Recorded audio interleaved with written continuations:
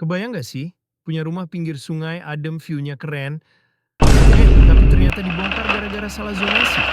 Yap, banyak yang nggak tahu, lahan pinggir sungai itu sering dikategorikan sebagai zona lindung. Bangun di situ bisa dilarang, atau nggak dikasih izin sama sekali. Makanya sebelum bangun, kamu bisa loh cek dulu zonasinya di website Gistaru, supaya kamu tahu apa lahan milikmu berada di zona lindung atau bukan. Caranya cukup buka situs Gistaru, lalu pilih menu peta RTR online. Setelah itu cari lokasi lahan yang ingin dicek dan tambahkan data rencana tata ruangnya. Klik lahannya dan akan muncul keterangan zonasinya. Kalau masuk kawasan lindung, kamu harus lebih jeli lagi kegiatan apa yang bisa dibangun di atasnya dalam peraturan. Karena kalau sampai nggak sesuai, maka bangunanmu bisa saja dibongkar.